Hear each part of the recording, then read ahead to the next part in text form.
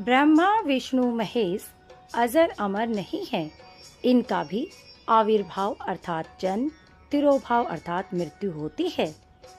गीता में अर्जुन को स्वयं भगवान कह रहे हैं कि उस परमेश्वर की शरण में जा, उसके लिए उन संतों के पास जा जो तत्वदर्शी हों। इसी प्रकार हजरत मोहम्मद को उनके अल्लाह कह रहे हैं, कोई और पूर्ण परमात्मा है, उसे पाने के लिए उन तत्वदर्शी संत की तलाश कर। वह प्रभु कौन है, यह जानने के लिए अवश्य सुने जगत गुरु तत्वदर्शी संत रामपाल जी महाराज के अमृत वचन। आज मोहे दर्शन दियो जी कबीर, आज मोहे दर्शन पीर, आज मोहे दर्शन दियो, आज मोहे दर्शन दियो। सतलोक से चल कर आई, सतलोक से कटण जम की जंजीर, आज मोहे दर्शन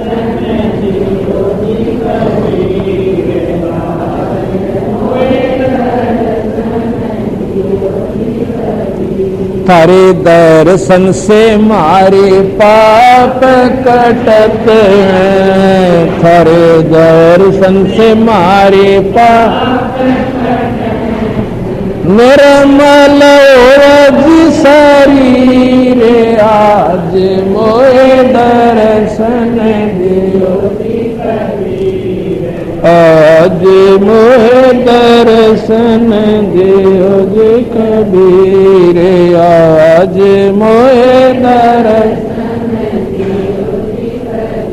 अमृत भोजन मारे सतगुरु जी मैं, अमृत भोजन मारे सतगुरु जी मैं, शब्द दूध की खीर, आज मोहे दर्शन दियो वीर, आज मोहे दर्शन दियो।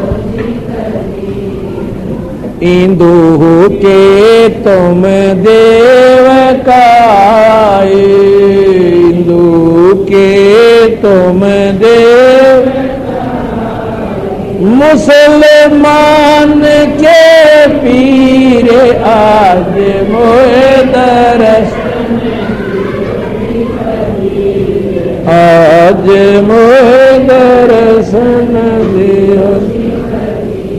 दोनों दिन का झगड़ा छिड़ गया, दोनों दिन का झगड़ा तो ना पाए शरीर, आज मोहे दर्शन दियो जी कबीर, आज मोहे दर्शन दियो जी कबीर। धर्मदास की अर्ज गोसाई, धर्मदास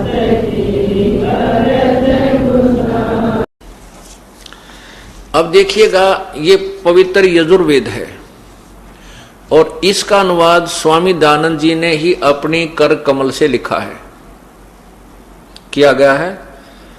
स्वामी दयानंद जी ने अपनी कर कमल से किया है यजुर्वेद, महर्षि दयानंद सरस्वती। और ये कहां से अनुवाद किया गया है?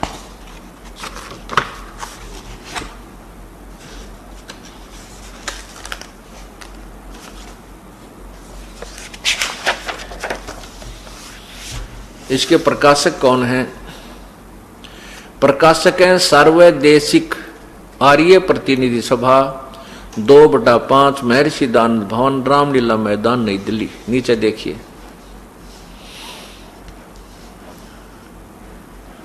यहां से ये प्रकाशित है। और मुद्रक हैं Prince offset printers, Prince offset printers Pataudi house, Daryaganj, नई दिल्ली।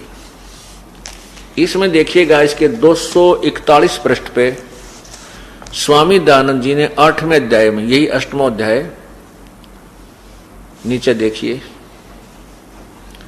ये है 8वां मंत्र, 13वां मंत्र, ये 13वां मंत्र है। इसमें ये संस्कृत इसमें लिखी है, इसका अनुवाद स्वामी जी ने स्वयं कर रखा है। अब 242 पृष्ठ देखिएगा आप, ये देखिएगा 242 पृष्ठ। इसमें अनुवाद किया है कि हे सबके उपकार करने वाले मित्र,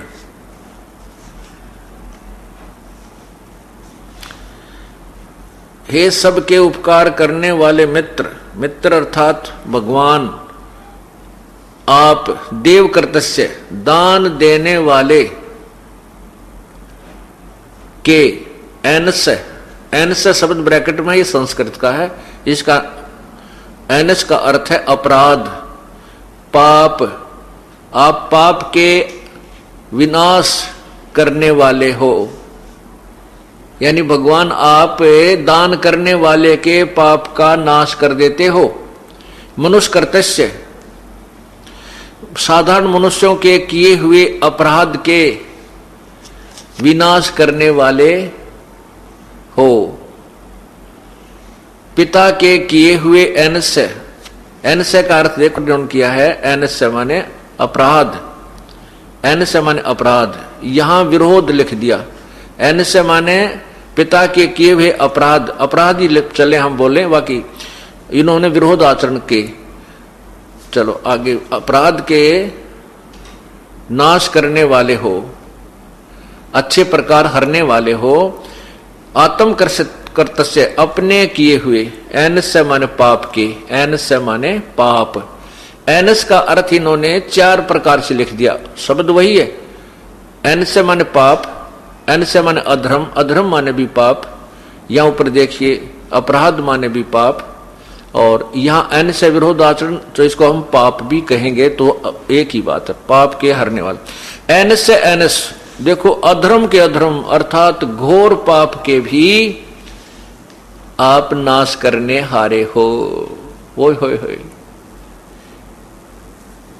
जानता हूं मैं जो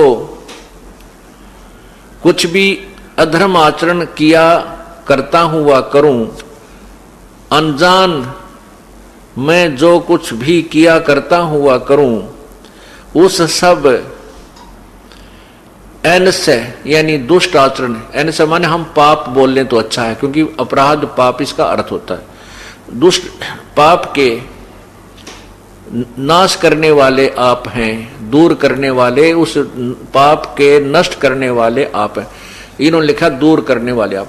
इसमें 7 बार लिखा है एनस माने अपराध के नाश करने वाले हो, नाश करने वाले हो, अपराध को माफ करने वाले हो, क्षमा करने वाले हो। परमात्मा, अब क्या था, स्वामी जी ने सत्यार प्रकाश लिख दिया, सारे जीवन में कहीं ना कहीं से सुने सुनाए ज्ञान के आधार पर, और ये समाज में पहुंच गया। बाद में इन्होंने यजुर्वेद का अनुवाद किया। 1940 सम्मत 1940 में स्वामी जी का देहांत हो गया था, और 1939 में उन्होंने 1 वर्ष पहले इस यजुर्वेद का अनुवाद समाप्त किया। ये देखिएगा, यही यजुर्वेद है।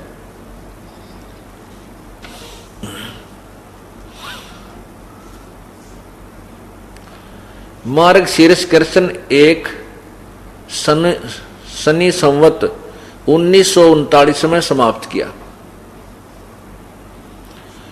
और 1946 में छपकर, संवत 1946 में छपकर समाप्त हुआ। यानी स्वामी जी के मृत्यु के उपरांत 6 वर्ष के बाद ये छपया।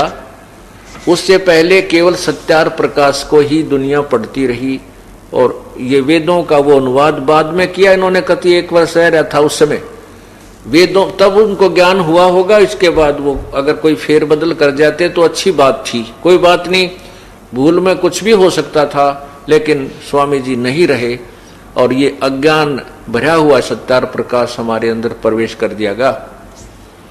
वेद कहते हैं कि परमात्मा साधना करने वाले के, उपासना करने वाले के, भक्ति कर्म करने वाले के, साधना करने वाले के पाप को नष्ट कर देता है, अक्षमा कर देता है। और स्वामी जी का अपना अनुभव है कि साधना यानी उपासना करने से पाप नष्ट नहीं होते। ये सत्यार प्रकाश, वही सत्यार प्रकाश पृष्ठ 155 पे सप्तम समोल्लास। फिर देख लिए नीचे, प्रश्नकर्ता ने कहा परमेश्वर की स्तुति प्रार्थना, ये नीचे देखना,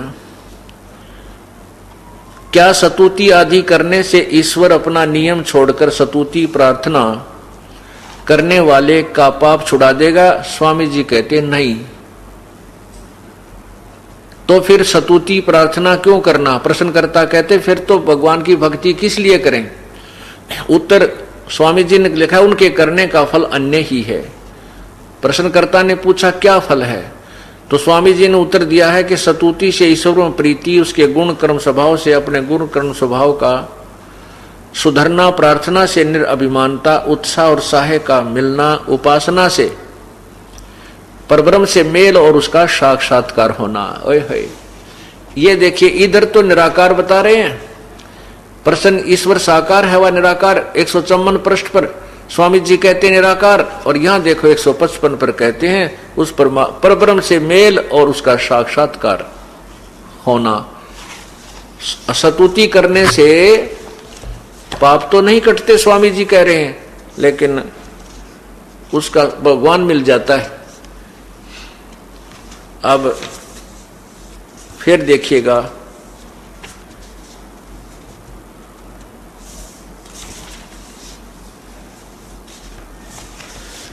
और अच्छी विस्तृत व्याख्या स्वामी जी ने लिखी है इसी 7वें समोल्लास के 163 पृष्ठ पे।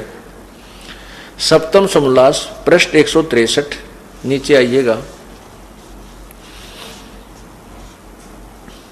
किसी ने प्रश्न किया, प्रश्न ईश्वर अपने भक्तों के पाप क्षमा करता है व नहीं? उत्तर महर्षि जी का नहीं, क्योंकि जो पाप क्षमा करे तो उसका न्याय नष्ट और सब मनुष्य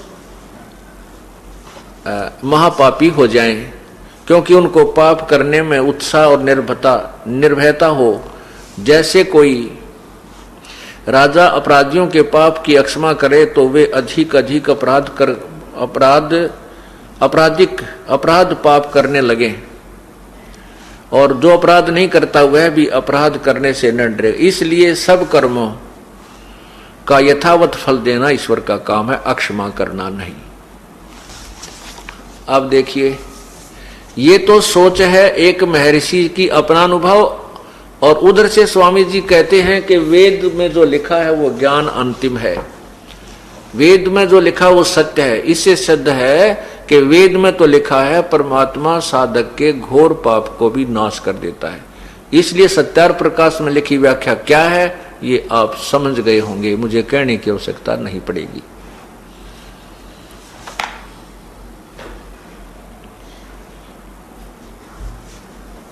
अब परमात्मा साकार है व निराकार, आपको बताया कि भगवान साकार है। यजुर्वेद अध्याय नंबर 5 के मंत्र नंबर 1 में 2 बार लिखा है, गवाही दी है कि परमात्मा सहशरीर है। उस परमात्मा का एक अन्य भी शरीर जो वहां जो सतलोक में उसका शरीर है वो बहुत तेजो में है, और उस तेजो में शरीर के ऊपर एक हल्के तेज पुंज का और कोट डालकर हल्के तेज पुंज युक्त वो परमात्मा अपना शरीर धारण करके और आता है। वो सबके पालन करने के लिए अर्थात सबकी व्यवस्था बनाए रखने के लिए, यहाँ प्रकट होने के लिए, आने जाने के लिए परमात्मा का एक अन्य शरीर भी है। ये देखिएगा यजुर्वेद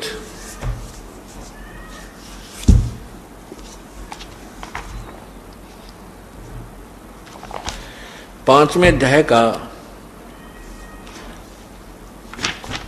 ये प्रथम मंत्र आपको दिखाते हैं।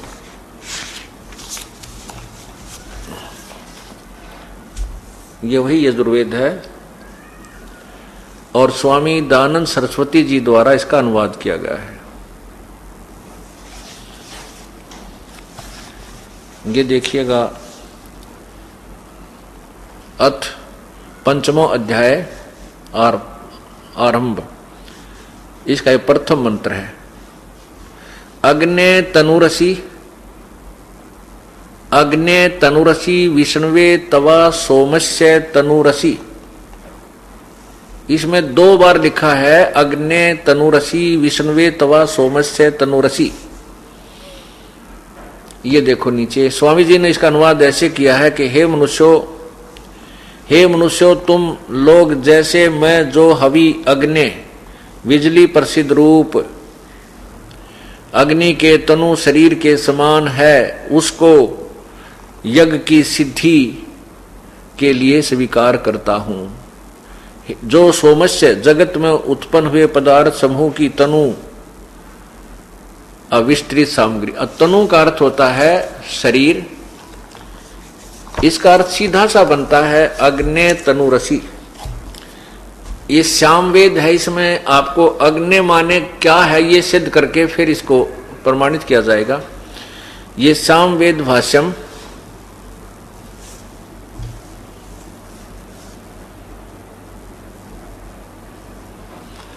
और नीचे देखिएगा भाष्यकार हैं स्वामी ब्रह्म मुनि व्राजक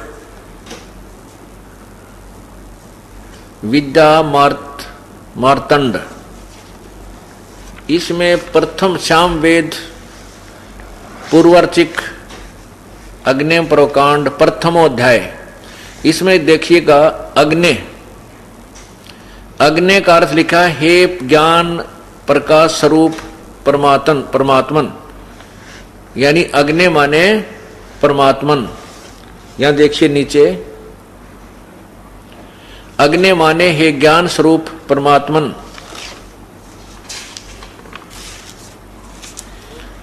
यहां देखिए नीचे अग्निम, अग्नि माने परमात्मा, अग्निम। यहां देखिएगा नीचे को अग्नि माने परमात्मा ज्ञान स्वरूप परमात्मा।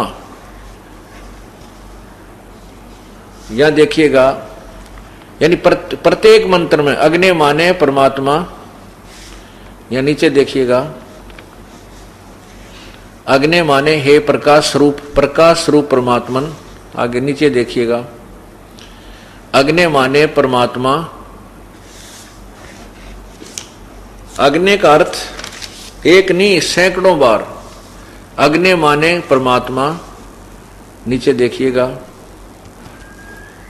अग्नि माने ज्ञान स्वरूप परमात्मा। अब इसमें और भी सारे ही बहुत ज्यादा है ऐसे लिखे हुए। अग्नि का अर्थ है परमात्मा, ये सिद्ध हो गया। अपन सिर्फ अपना काम चलाओ देखना है, इसमें गणित संस्कृत पढ़ने की आवश्यकता नहीं, इन्होंने सब कुछ लिख रखा है, हमने सिर्फ इसको देखना है। अग्नि माने परमेश्वर सिद्ध हो गया। और यहां लिखा अग्नि तनुरसी, तनु माने शरीर, रसी माने है। अब यहां फिर देख लिए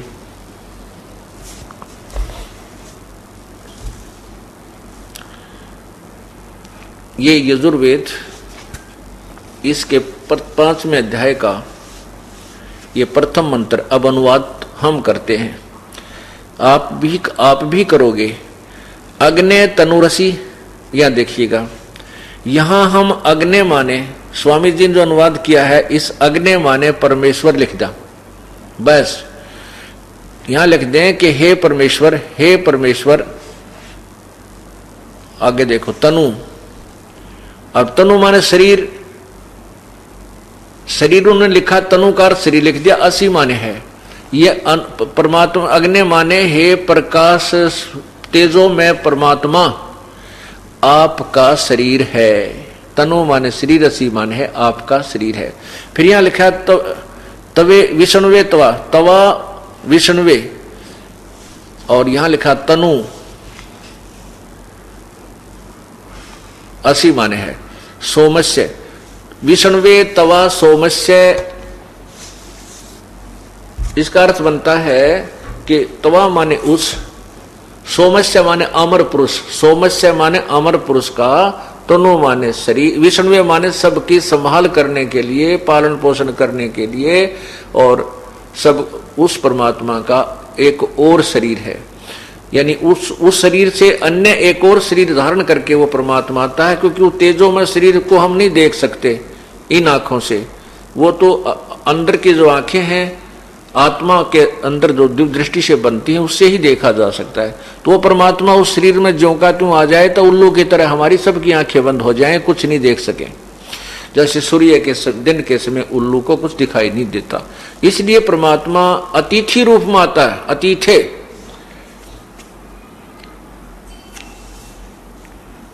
कुछ समय के लिए यहाँ आता है तो उसके लिए परमात्मा अन्य शरीर धारण करता है। अब ये तो पवित्र यजुर्वेद ने सिद्ध कर दिया कि भगवान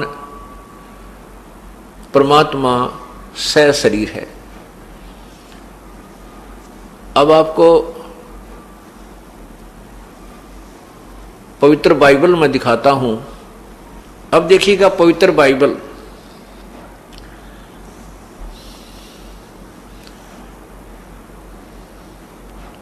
पवित्र बाइबल संपूर्ण जीवन अध्ययन बाइबल, नीचे देखें ये कहां से प्रकाशित है।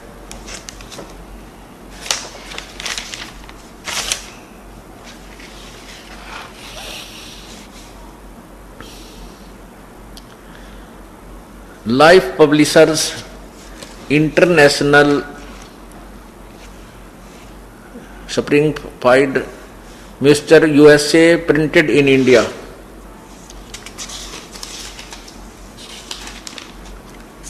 यहां देखिएगा संपूर्ण जीवन अध्ययन बाइबल, पवित्र बाइबल, और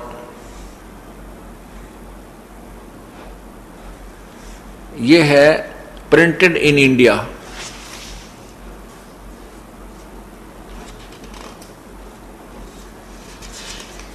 यहां देखना, अंग्रेजी प्रधान संपादक इसके है डोनाल्ड सी स्टाम्स, संयुक्त संपादक जे वेस्ले आदम्स, संपादकीय समिति ये स्टानली एम होर्टन अध्यक्ष। ये सारा कुछ आप पढ़ लो इसमें। इसके बाद हम आपको दिखाते हैं जो अपने काम की चीज है, वह देखें। यहां देखिएगा ये सृष्टि उत्पत्ति जो स्टार्ट होती है, ये उत्पत्ति आरंभ होती है। आदि में परमेश्वर ने आकाश, पृथ्वी और की सृष्टि की। यहां देखो आरंभ में। फिर उसके बाद क्या किया, फिर परमेश्वर ने कहा कि हम मनुष्य को अपने स्वरूप के अनुसार, यानी 5-6 दिन में सृष्टि रची गई थी, तो परमात्मा ने कहा कि अपने स्वरूप के अनुसार, ये 26 नंबर में है। फिर परमेश्वर ने कहा हम मनुष्य को अपने स्वरूप के अनुसार अपनी समानता में बनाए, और वे समुद्र की मछलियों, आकाश के पक्षियों और घरेलू पशुओं और सारी पृथ्वी पर और सब रेंगने वाले जंतुओं पर जो पृथ्वी पर रेंगते हैं अधिकार कर रखें। आगे लिखा है 27 में, तब परमेश्वर ने मनुष्य को अपने स्वरूप के अनुसार अपने उत्पन्न किया। अपने ही स्वरूप के अनुसार परमेश्वर ने उसको उत्पन्न किया, नर और नारी करके उसने मनुष्यों की सृष्टि की। इसमें 3 बार लिखा है कि परमात्मा ने मनुष्य को अपने स्वरूप में बनाया। अब मनुष्य जैसा ही परमात्मा सिद्ध हुआ। पवित्र बाइबल ने सिद्ध कर दिया कि परमात्मा मनुष्य जैसा है। और आप किसी क्रिश्चियन से पूछिएगा तो वो कहेंगे गॉड इज फॉर्मलेस। उसे पूछेंगे what is the form of God, वो कहेंगे गॉड इज फॉर्मलेस। परमात्मा निराकार है। और पवित्र बाइबल को वे एक सदग्रंथ मानते हैं, अपना पूजनीय मानते हैं, उसके ज्ञान को सत्य मानते हैं। तो पवित्र बाइबल तो कह रहा है भगवान मनुष्य जैसा है। तो ये जो ज्ञान है, सुने सुनाई थ्योरी, सुना सुनाया जो रट्टा फिकेसी का जो अज्ञान हमारे अंदर कैसे कर गया, वो इसीलिए कर गया कि जो भी जिस मजहब का विद्वान माने जाते थे, उन्होंने अपने ही सदग्रंथों को नहीं समझा और अपने दंत कथा सुनी सुनाई कहानी लोक वेद से दुनिया का हृदय रंग दिया और भगवान को निराकार सिद्ध करके एक तरफ बैठ गए। और फिर जब भगवान निराकार है, उसकी चाह कैसे रहेगी, उसकी तलाश की आवश्यकता है क्या? जब वो निराकार है, सर्वव्यापक है, तो फिर भी पहले हमारे से अभेद है, फिर उन्हें ढूंढना कि जब वो कितना है ही नहीं, उसकी प्राप्ति का प्रयत्न कर ही किस लिए रहे थे। अब आपको कुरान शरीफ अर्थात मुसलमान धर्म की पवित्र ग्रंथ कुरान शरीफ में दिखाएंगे भगवान कैसा है, उसका नाम क्या है। एक शेख फरीद नाम के पुण्यात्मा थे, एक साधु थे। वो बचपन से ही उनको परमात्मा की एक लगन लगी थी। कुछ पूर्व संस्कार होते हैं, अच्छे माता पिता मिल जाने से भी वो बच्चे के संस्कार अच्छे नए तैयार कर देते हैं, उसका स्वभाव जोड़ देते हैं परमात्मा से। शेख फरीद जी बचपन से कुछ शरारती थे और अपनी माता जी को परेशान करते थे, शरारत करते रहते थे। तो माता जी ने उनको कहा, बेटा आप नमाज कीजिए। तो बच्चा था, वो कहने लगा मैं क्यों करूं ये नमाज, मुझे क्या लाभ होगा, क्या मिलेगा। तो माता जी ने सोचा कि ये शरारती बहुत है, इसको नमाज पर करने लगा दूं, ये कुछ समय तो मुझे शांति से जीने देगा, मैं अपना काम कर लूंगी घर का। तो माता ने कहा कि बेटा अल्लाह तुझे खजूर देगा। शेख फरीद जी को खजूर बहुत अच्छे लगते थे, रुचि कर खाता था।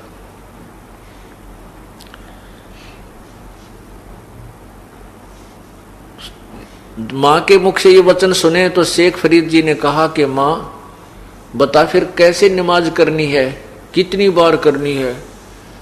मां ने कहा बेटा 5 बार करनी है, और कैसे करनी है मैं तुझे बता देती हूं, तुझे ज्यादा तो याद रहेगा नहीं, तू ऐसे करना, एक चद्दर बिछा दी और उसके ऊपर कहा कि आंखें बंद करके मत्था टेक ऐसे, और ये कहते रहना अल्लाह मुझे खजूर दे, अल्लाह मुझे खजूर दे, और जब तक मैं नहीं कहूं तू आंखें मत खोलना। ठीक है, माता जी ने एक वस्त्र बिछा दिया साफ, और शेख फरीद जी ने उस पर मत्था टेक कर और कहने लगे आंखें बंद करके अल्लाह मुझे खजूर दो, अल्लाह मुझे खजूर दो। तो माता ने क्या किया कि 2 पत्तों के बीच में लपेट कर और खजूर रख दिया उसके उस कपड़े का नीचे जिसके ऊपर वो नमाज कर रही थी।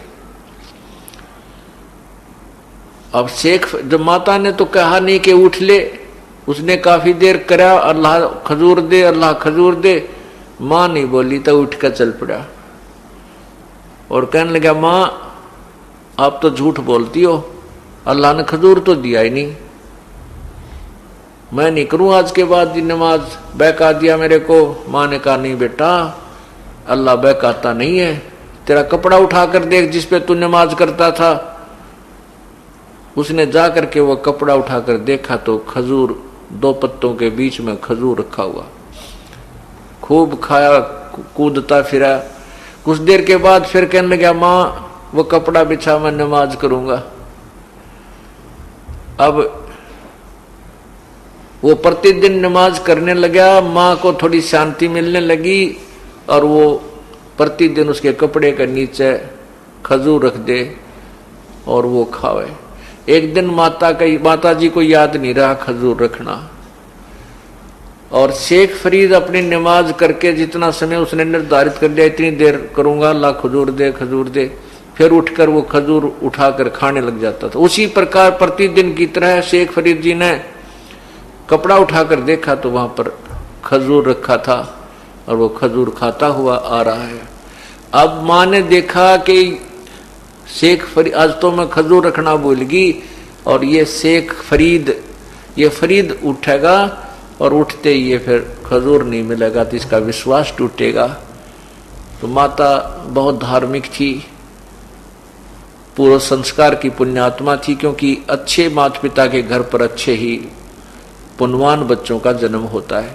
तो उसने हृदय से पुकार की, उसको याद आया कि अब शेख फरीद उठने वाला है और मैं खजूर रखना भूल गई। ये भगवान, उस बच्चे का विश्वास टूट गया। तो वो बहुत शरारती है, कभी नमाज नहीं करेगा। इतना मां अंदर से पुकार सोच ही रही थी और उठ के चली थी वो लेकर के खजूर रखने के लिए। उधर से वो क्या देखती है कि शेख फरीद खजूर खाता हुआ और नमाज करके पूरी आ रहा है। अब मां ने जब देखा कि खजूर खा रहा है, उसने पूछा, बेटा ये खजूर कहां से लाया तू? शेख फरीद बोला, माता जी अल्लाह प्रतिदिन ही तो देता है मुझे खजूर, उस कपड़े के नीचे से उठा कर लाया हूं। पुण्यात्माओं, परमात्मा के खेल अजब हैं, अजीबो गरीब होते हैं, और हम उसमें ये सोचा कि ऐसा नहीं हो सकता वैसा नहीं हो सकता, तो हमारा सिद्धांत गलत है।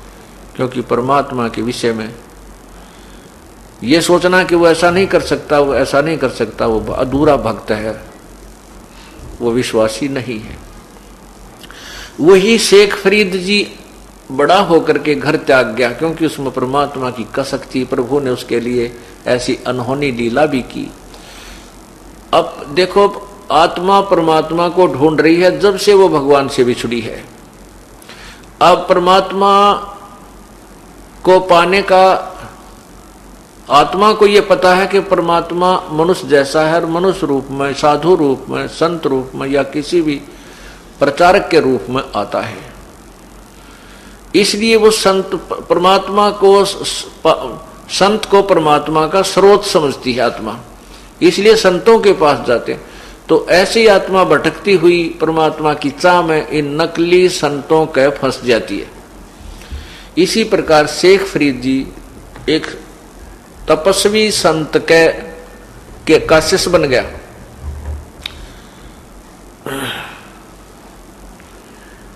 वो संत जो था तपस्वी था, तप करने को कहता था, और कहता था कि तप करने से परमात्मा के दर्शन हो जाते हैं, परमात्मा अल्लाह की प्राप्ति होती है। तो उस ऋषि संत जी ने अपना एक आश्रम बना रखा था, उसमें 5-6 परमानेंट शिष्य रहते थे। उन सभी शिष्यों में जो शेख फरीद था वो सच्चे दिल से सेवा करता था और गुरुदेव के हृदय में बसा हुआ था।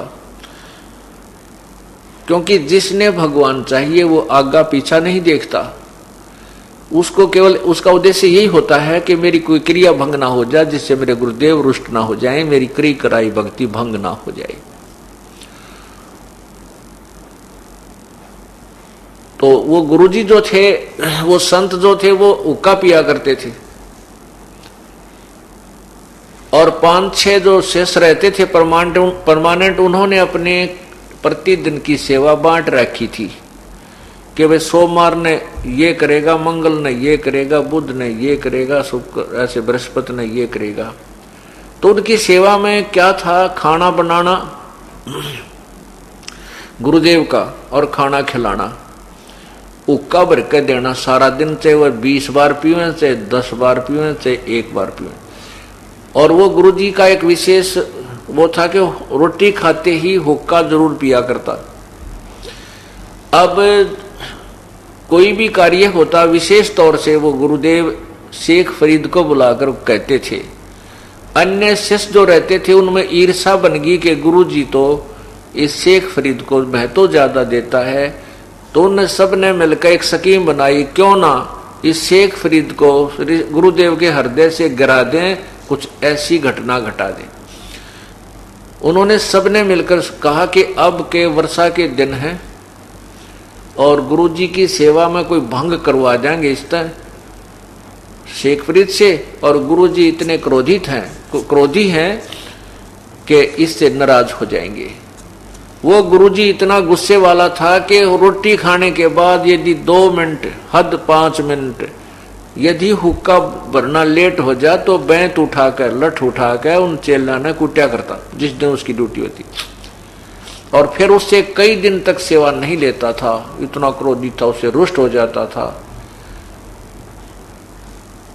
ये स्कीम बनाई कि आज इसको जब ये खाना बनाकर गुरुदेव ने खिला ले, शेख फरीद की ड्यूटी आ गई उस दिन की, तो उन्होंने स्कीम के अनुसार अपने षड्यंत्र के तहत शेख फरीद जब रोटी बनाकर खाना बना करके गुरुदेव को खिलाने लगा तो पीछे से आग बुझा दी। वह जो हुक्के के लिए तैयार करते थे वह अग्नि बुझा दी उन शिष्यों ने कि आज इसका लठ लगेंगे और कई दिन तक भगवान ये गुरुजी इनसे नाराज हो जाएंगे, तुम्हारा काम बढ़िया सेट हो जाएगा।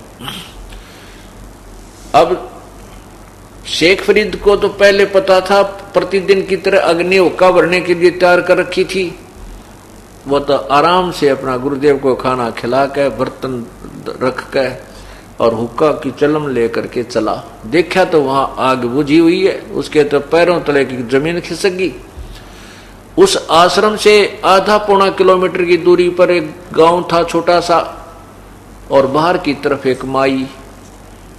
ऐसे वो वर्षा का मौसम था, वो चूल्हा जलाने की चेष्टा कर रही थी शाम के समय, और वो आंख फूक धुआं मार रही थी, फूक लगा रही थी। गिल्ला ईंधन होने के कारण वो धुआं धावा उसी औरत उस बहन की आंखों में, माई की आंखों में जाकर लग रहा था। वो दुखी हो रही थी, आंखों से आंसू पानी निकलता है जैसे धुआं लगने से।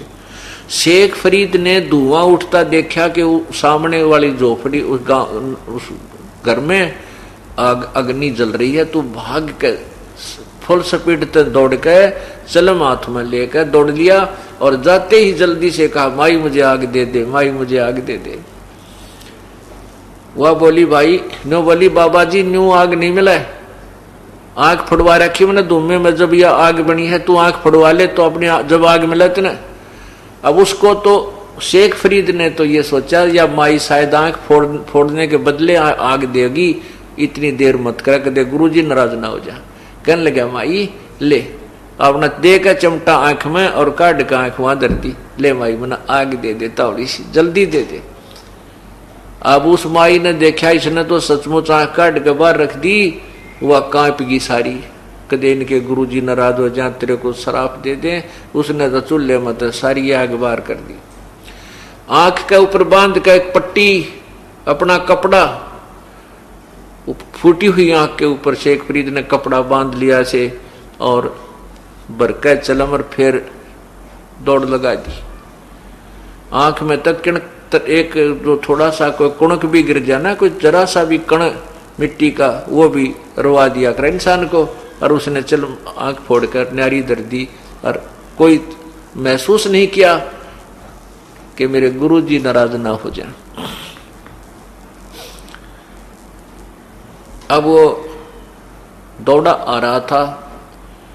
अब गुरुजी ने देखा का तो भाई कुछ लेट कर दिया, हुक्का भरना आवाज लगाई रहे, शेख फरीद हुक्का ला बेटा।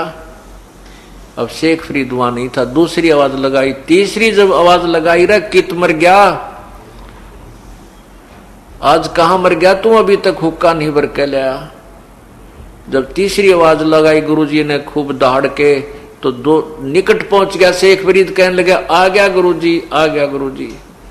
अरे क्या बात होगी, कि चला गया था गुरुजी, यहाँ मौसम खराब था, अग्नि बुझ गई गुरुजी, माफ कर दो, ये गांव से जाके लानी पड़ी। अच्छा रख देता है। अब ओका रख दिया। जब गुरुजी ने देखा उसकी आंख का पट्टी बंध रही थी। अरे आंख का के लाग गया बेटा? वो कहने लगा गुरुजी सब आपकी दया, सब ठीक है। ठीक है गुरुजी सब ठीक है। यूं कह के वो जाकर बर्तन दौड़ने लग गया, आंख मुंह फेर के। गुरुजी ने सोचा को लाग गई छोटी मोटी कंकर कुंकर, अपना बांध लिया होगा इसने कपड़, कोई ऐसे ही दवाई ला ली होगी। सुबह के उस माई ने तो रात में नींद आई नहीं, ये तो बहुत बात बिगड़ेगी, उसके गुरुजी को पता लगेगा, तेरे को श्राप देगा। वो माई सुबेरे उस आंख ने रख के एक मटके के ढक्कन पे और उसको लेकर के गुरुजी के पास गई। संत जी के ऊपर से सामने माफी मांगने लगी, पैर हाथ जोड़े माफी मांगे, माफ कर दो गुरु महात्मा जी, मेरे से गलती होगी, आपका सेवक गया था, मैं दुखी हो रही थी, बहुत दुख मुश्किल से आग तैयार की थी, इसने ऐसे ऐसे कहा, मैंने इसको कह दिया कि तू आंख फोड़वा ले, इसने सचमुच आंख फोड़ दी। महाराज जी मेरी गलती नहीं है, इसने सचमुच आंख निकाल दी, मैं तो वैसे दुख में गुस्से में वैसे कही थी। अब वो गुरुजी सोच रहा, संत सोच रहा है या माई कह क्या रही है, माई तू मुझे पूरी विस्तृत व्याख्या बता, क्या कह रही है। तो उसने सारी कहानी बताई कि ऐसे ऐसे आपका सेवक गया था, शेख यो फरीद नाम का, और वो जाना करते गांव वाले ये सबके नामों तक परिचित थे, और महाराज जी में इसने तो आंखें निकाल के दे दी। तब गुरुजी ने आवाज लगा रहे शेख फरीद इधर आ बेटा। अब शेख फरीद गया तो कहा बेटा ये आंख के लग गया? कहने लगे गुरुजी आप तो अंतर्यामी है, मैं क्या बताऊं। तो कहा गुरुदेव ने कहा खोल इस पट्टी ने। उसने पट्टी खोल दी तो आंख नो की नो पाई। आंख जो की तो मिली वो, लेकिन थोड़ी सी छोटी थी। अब पुण्यात्माओं, अब शेख फरीद की क्या दोष है बेचारे का। ऐसा सिद्धि युक्त संत जो गुरु मिल जाए कि जो आंख भी फूटी हुई आंख को भी ठीक कर दी। तो शेख फरीद की को साधना में कोई संशय नहीं रहा कि जो साधना गुरुजी ने बताई है या सही है, इसके अतिरिक्त कोई साधना नहीं है, और ऐसा सिद्धि युक्त तुम्हारा गुरुदेव है इस पृथ्वी पर नहीं है। पुण्यात्माओं, ये ज्ञान, ये तत्व ज्ञान से आपको निर्णय होगा कि हम कैसे उलझ गए इन संतों के चक्कर में, इनको हम कैसे पूर्ण संत मान बैठे एक छोटे से चमत्कार के कारण। ये सब कालबली के खेल हैं, इस ज्योति निरंजन का खेल है। ये एक लीला ऐसी करवा देता है। उस संत ने सारे जीवन में वो जो साधना भक्ति करी थी वो जादूगरी दिखा दी। शेख फरीद की एक आंख को फूटी हुई को ठीक कर दिया, और वहां आसपास के क्षेत्र में वो संत पूज्य हो गया, और उन संतों के उन गुरु शिष्यों के लिए वो भगवान हो गया। अब उसके अतिरिक्त वो तो मानने नहीं किसी की, चाहे बेशक उनको जो कोई आकर भगवान भी अल्लाह भी आकर नो कहे कि संत ठीक नहीं, इसका मार्ग ठीक नहीं, कति नहीं मानने, क्योंकि आंखें वो ऐसी सिद्धि देख रहे। एक सिद्धि से ही एक संत की आज तक महिमा गाई जाती है। कोई एक छोटा सा चमत्कार किसी गांव में हो गया होगा, उसके गुणगान गाए जाते हैं, और वो कई पीढ़ी तक उसकी मंडी बनाकर आज पूजा जा रहा है। और यहाँ पर ये लाखों की संख्या में संगत आती है, और प्रत्येक के घर में कितने कितने चमत्कार हो रहे हैं, गिनती को नहीं। देखो, आप सुबह बताया था कि प्रत्येक भगवान में कुछ शक्ति है, और जिस भी भगवान का जो साधना करता है उसको छोटी मोटी हल्दी की गांठ वो जरूर दे देता है पंसारी बनाने के लिए। जो जाकी सरना बसे ताको ताकी लाज, जल सोही मछली चढ़ जा बह जाते गजराज। अब जो भी संत जिस भी भगवान की साधना करता है उससे उसको लाभ जरूर मिलता, उसके लेवल का, उसके सतर का। अब जैसे किसी की मित्रता तहसीलदार से है, और तहसीलदार की जो दोस्ती है, तो तहसीलदार के पास जब वो जाएगा, उसका कोई छोटा मोटा रजिस्ट्री का काम होगा तो तहसीलदार अपनी कुर्सी पर बैठा कर सारा काम करवा देगा और चाय पियाओगा। लेकिन उसकी मित्रता तहसीलदार से, फिर उसका काम डीसी ऑफिस में आवेगा तो वो कुछ नहीं करा पाएगा। इसी प्रकार परमात्मा कहते हैं हम उस समर्थ का, पूर्ण परमात्मा तत् ब्रह्म परम अक्षर ब्रह्म का शरणा लें, उसकी शरण में जाएं जिससे हमारे सारे काम ठीक हो। जैसे प्रधानमंत्री का कोई नुमाइंदा, कोई व्यक्ति हमने मिल जावा तो मुख्यमंत्री भी हमारे साथ और यहाँ के सब प्रशासन भी हमारे साथ और सारे काम आप हों। समर्थ का शरणा गहो रंग होरी हो, भाई कभू न हो एकाज राम रंग होरी हो। समर्थ का शरणा लो रंग होरी हो, और कदे ना हो अकाज राम रंग होरी हो। होरी माने खुशी। पूर्ण परमात्मा की शरण में जाने से आपकी सदा खुशी रहेगी, कभी अकाज नहीं होंगे, यानी आपके सारे काम ठीक हो जाएंगे। यदि हम छोटे भगवानों के, निम्न सत्र के भगवानों की आसरा लेंगे, वो अपने सत्र का लाभ जरूर दे देंगे, लेकिन मोक्ष नहीं, और कोई कर्म दंड आ गया तो उसको ठीक नहीं कर सकते। अब शेख फरीद की जो आंख थी, ये संस्कार प्रारब्ध से नहीं फूटी थी, ये तो इत्फाक फूटी थी। जैसे मोरध्वज के लड़के को मोरध्वज के लड़के ताम्रध्वज को भगवान श्री कृष्ण ने कटवाया था आरे से, स्वयं ही उसको ठीक कर दिया। ये कर सकते हैं, और उन्हीं की भक्ति करने वाला संत भी छोटी मोटी ऐसी कोई क्रिया सिद्धि दिखा सकता है। शेख फरीद की आंख प्रारब्धवश नहीं फूटी थी, वो इत्फाक फूटी थी, और उसको अपनी सिद्धि से उसने ठीक कर दिया। उस सिद्धि दिखाने में उस संत को कई वर्षों की पुण्य कमाई समाप्त करनी पड़ी, ऑटोमेटिक हो जाती है।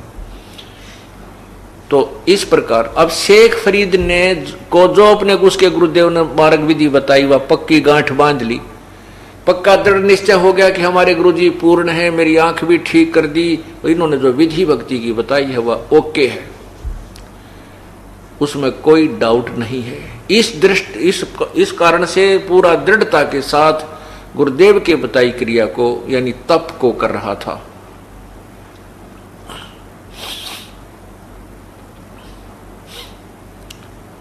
गुरुदेव का शरीर पूरा हो गया, अर्थात तो मृत्यु को प्राप्त हुए।